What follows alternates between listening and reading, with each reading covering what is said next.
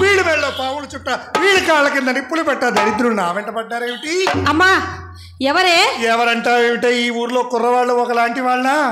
వీళ్ళందరూ నా వెంటబడి శ్రీహరి నీ రేట్ ఎంత అని అడుగుతున్నారు. అమ్మా అసలు ఇవి ఊరి కుర్రవాళ్ళంతా రౌడీ ముఖలు, వాళ్ళతో నీకెందుకే? ఆ రౌడీలు ఇలాంటి రౌడీలు 100 మంది నా మంచం కోళ్లకు కట్టేశావు. చూడమ్మా, ఎంతసేపు నీ పాట ఆటే గాని నా మాట ఇంత నాటకం. ఏం మాట అమ్మా? ఆ దరిద్ర గొట్టుముండా కొడుకు భవానీ శంకరం గాడు ఇంతటితో ఈ చేవలకు పారవేయవలనని నీకెన్నిసార్లు చెప్పానమ్మా. అమ్మా అంత సొమ్ము పెట్టిన వాడిని అప్పుడే ఆవలకు పంపలేక చూస్తున్నానే. చూడమ్మా, మన ఇంటికి వచ్చేవాడు మనకు పెట్టకపోతే మన చేత పెట్టించుకుంటాడేమిటి సొమ్ము? అయినా అంత సొమ్ము పెట్టాడు, ఇంత సొమ్ము పెట్టాడని చెప్తున్నావే, ఎంత సొమ్ము పెట్టాడో ఒక్కసారి నా ముందు చెప్పమ్మా. అమ్మా, పెద్దతనం వచ్చి నీవు మర్చిపోయింటావు కానీ తనకున్న సర్వస్వము మనకే పెట్టాడు కదమ్మా. వగలును వలపును వర్షించి తొలినాడ తిరిగలిపించి ఎక్కించినాను.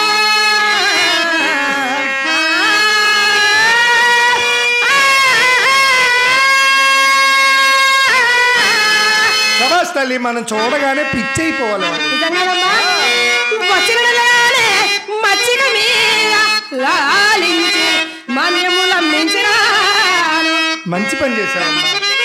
బనసరాళ్ళకని పట్టు పుట్టములకని ఇల్లు విక్రయము చేయించినాను. దినవెచ్చములకని తిరువండరములకని పెళ్ళామునగలు మార్పించినాను. అన్నివగలదూపి ఇన్ని రేగులమాపి ఎట్లు ఇంతలో ఏగుమందు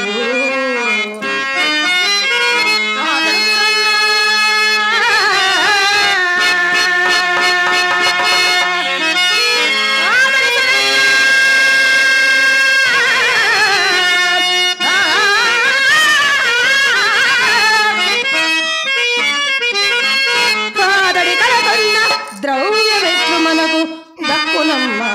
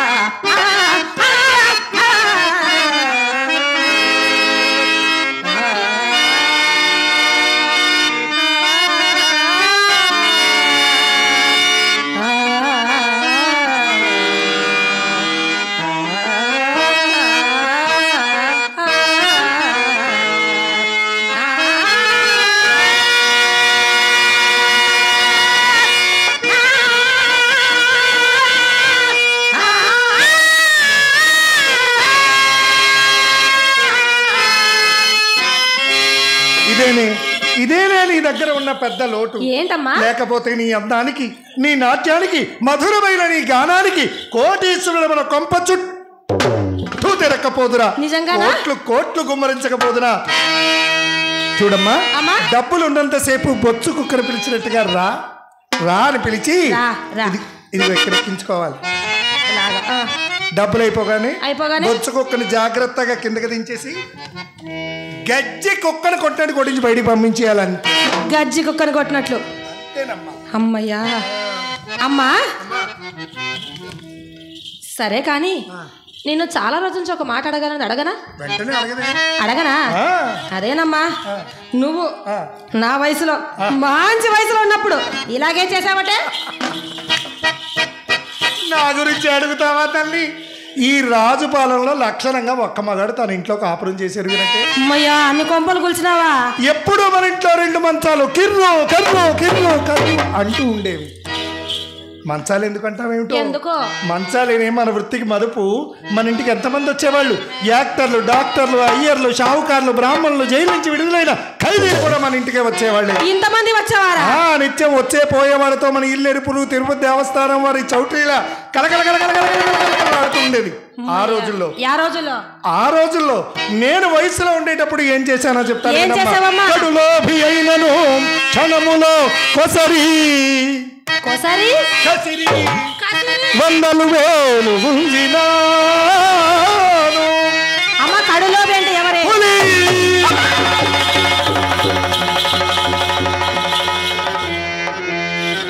ఏమీ అలా భయపడిపోతున్నావు? పులి అన్నావు కదనే. నేను చెప్పేది అడవుల్లో పుల్లెత్తి సింహాలు పుల్లు గురించి కాదే. అదేనే, ఊర్లో పులి ఎక్కడొచ్చింది అని భయం అయిపోయింది కదనే. ఊర్లో పుల్లా బతికే మగవాళ్ళు చాలా మంది ఉండేవాళ్లే. మగవాళ్ళు పులిలా ఎలా బతుకుతారమ్మా? పెద్ద పెద్ద మీసాలు పెంచుకొని, మీసాలకి సంపంగనుడు రాసుకొని, సిల్క్ పంచే, సిల్క్ లాల్చే, సిల్క్ జరీకళ్ళు పై వేసుకొని, ముళ్ళు కర్ర చేత పట్టుకొని 10 మంది వంది మాగులు వెలగరాగా మహానుభావులు ఎలా వస్తారంటే రాజువడల రవితేజముల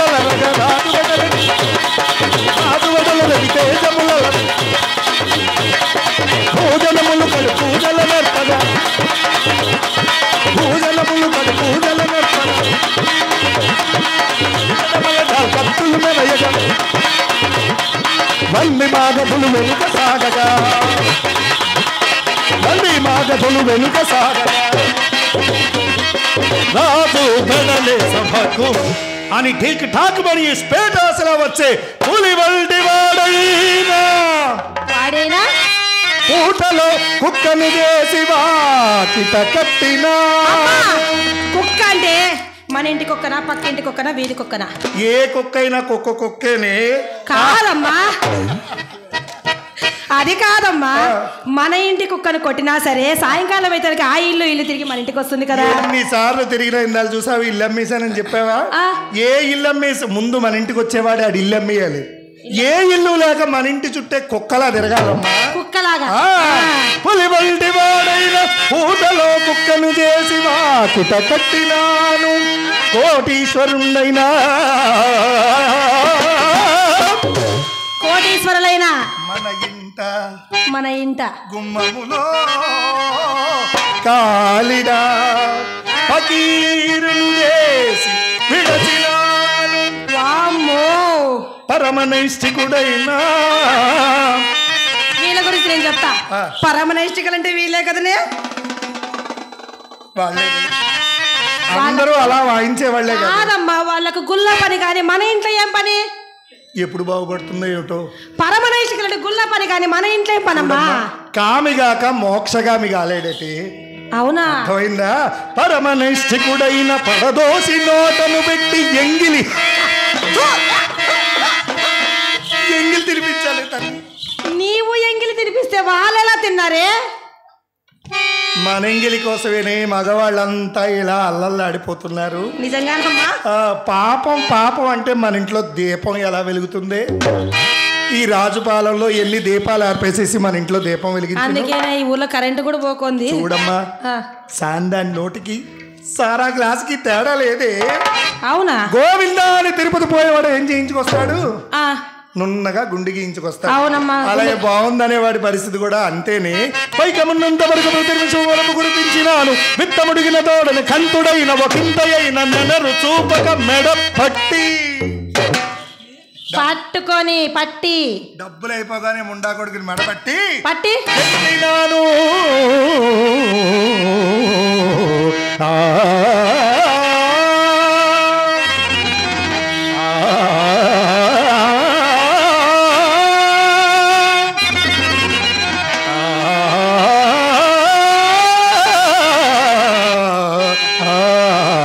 సిరిమల్లె నీవే విరిజల్లు కావే, సిరిమల్లె నీవే విరిజల్లు కావే ఎదనిండిపోయే సిరిమల్లె విరిజల్లు కావే. బా, ఎంత చక్కగా పాడావమ్మా పాట. ఎంత సిగ్గు వస్తుంది నీకు. నీ సిగ్గు చూస్తాడు నాకు సిగ్గు అవుతుంది. ఇలా సిగ్గుపడితేనే సిగ్గులేని పనులు జాగ్రత్తగా చేయగలం. చూడమ్మా. అమ్మా చెప్పమ్మా. సరే కానీ మన కులానికి ఒక శాపం ఉందంట కదా. ఏంటది? మనము ఎంత గడించినను ముసలితనం వచ్చేదానికే మనకు కూడుకు గుడ్డకు లోటగునంట కదమ్మా. ఎవరు చెప్పారు మాట? వాళ్ళు వీళ్ళు అంట అంత చెప్పిందా? పంకజాక్ష, పూబంత, రామంత ఆ రంగనాయకి చెప్పుంటది. దానికి ఈర్ష్య. దాని కళ్ళు పేరిపోను, దాని చేతులు ఇరిగిపోను, దాని నడుములు నలిగిపోను. దష్టముండలు పూర్వపు విటిలు ఎలా ఉండేవాళ్లే? ఎలా ఉండేవారు? వయసు మళ్ళిన ఓరకాంతలను వాడిన పువ్వులను మరి చూచని వారు. మరి ఇప్పటి కుర్రవాళ్ళ గురించి సెల్ ఫోన్లతోనే మొత్తం నేర్చేస్తున్నారే. సెల్ ఫోన్ తో ఏం చేసేస్తారే? మొత్తం ఎలా చేయాలో, ఏం చేయాలో, ఎవరిని ఎలా పట్టాలో అన్ని కూడా అందులోనే వచ్చేస్తున్నాయి. ఇలా ఇలా ఇలా ఇలా చెవికి ఆవకాయను పేరుకట్లు చివికి చివికి చివికి చివరంతా విడిచుట్లేదు. కానీ ఏమైందమ్మా? మళ్ళీ ఏందో మర్చిపోయింది. ఇది ఈ దరిద్రుడు ఏమైనా చెప్పాడా? ఎవరమ్మా? ఆ భవానీ శంకరంగాడు.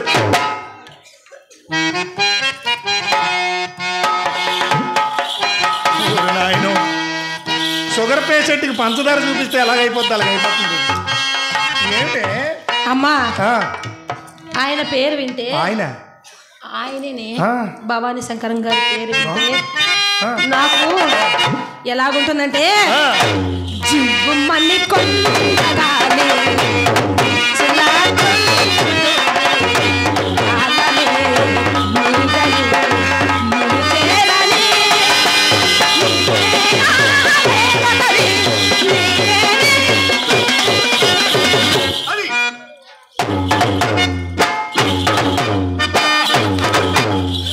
నువ్వు ఇలా పాడితే నాకెంతో ఆనందంగా ఉంటుంది. కానీ అమ్మా, ఆ దరిద్రుడి మాట చెప్తే ఒళ్ళంతా మండిపోతుంది. చూడు, నేను పాడితే అందంగా ఉందంట కదా. భవానీ శంకరం గారి పేరు చెప్తే ఎవరినో ప్లాట్ఫారం మీద చెప్పులు కుట్టుకునేవాడికి మర్యాద ఇస్తాను. కాఫీ హోటల్లో కప్పులు కడుక్కునే వారికి మర్యాద ఇస్తాను. ఊరంతా అప్పులు చేసి దగులుబాజీగా తిరుగుతున్న ఈ దగులుబాజీ ముండా కొడుకు మర్యాద ఒకటి. అంటే కప్పులు కడుక్కునే వానికి చెప్పులు తుడుచుకునే వానికి ఉన్న మర్యాద కూడా మా భవానీ శంకర్కి లేదా? మా భవానీ శంకరం గారికి డబ్బులున్నంతసేపు అల్లుడు గారే. అతవిది డబ్బులు అయిపోయిన తర్వాత ఇంకేం అల్లుడు గారు, ఒట్టిల్లు అల్లుడు గారే. అమ్మా, ఎవరైనా సొమ్ము అడిగారంటమ్మా, తప్పకుండా తెస్తానని చేతిలో చెయ్యి వేసి గిచ్చి ఒట్టేసిపోయినారు. వేసాడా? గిచ్చి వేస్తాడు. వేస్తే ఊరుకుంటాడా? మధ్యలో గిల్లుతాడు. గిచ్చాడు. శ్రీ మహావిష్ణువు ఎన్ని అవతారాలు ఎత్తాడో తెలుసా? ఎన్ని అవతారాలు ఎత్తాడు? 10 అవతారాలు ఎత్తాడు. ఈ ముండా కొడుకు దగ్గర 25 అవతారాలు ఉన్నాయి. 25? వామ్మో, నాకు తెలియని అవతారాలు. చెప్పిన కది చెప్పకుండా, చెప్పిన వాడి పేరు చెప్పకుండా, వీడికి తెలియకుండా వాడికి నానా కథలు చెప్తాడే. ఉట్టిది వాడి దగ్గర ఇంకేమీ లేదు. లేదమ్మా, నిన్ను బుట్టలో వేయటకు పన్నుచున్న పన్నాగా లేదు. మా నమ్మకంగా తెస్తారని చెప్పి వెళ్ళాడే. మళ్ళీ రావాలంటే ఇలా చెప్పాలి కదే. అయితే ఈసారి ఖచ్చితంగా తెస్తాడమ్మా. తెస్తే ఏం చేస్తావు? తెస్తే తెచ్చి నాకు ఇస్తాడు. నీకు ఇస్తే నేను నీకు ఇస్తాను. అలాగా ఏం చేస్తాందో ఇది. ఇందులో వెయ్యి. ఇంకా తేలేదు కదమ్మా. తెస్తే వెయ్యాలి. ఇందులో తెస్తాడమ్మా. మొత్తం తీసుకెళ్ళి అలా తిట్టకే. బుట్టలో ఇంకేం లేదే. నీకు చేత కాకపోతే నాకు విడిచిపెట్టి నా మహిమ క్షణాల్లో శంకరగిరి మౌన్యాలు పుట్టించేస్తాను. అమ్మా అమ్మా అమ్మా, నువ్వు అంతటి సముద్రాలువేనే నాకు తెలిసే. నాకు తెలుసు. నేను ఏదో ఒకటి చెప్తాను. చెప్పు అమ్మా. ఏం చెప్పాలా? చెప్పలే. మొక్కలకి నీళ్ళు పోసుకొని వస్తాను. మొక్కలు ఎండిపోతున్నాయి కదా. అవు కదమ్మా. ఉండమ్మా. నేను ఇలా వెళ్ళగానే వాడు వచ్చాడనుకో, నీకు చెప్పడానికి అభ్యంతరం అయితే నాకు చెప్పు. డప్పు కొట్టే మోహన్ గారిని పిలిచి. మోహన్ ఎందుకు వచ్చినాడు మధ్యలో ఇప్పుడు?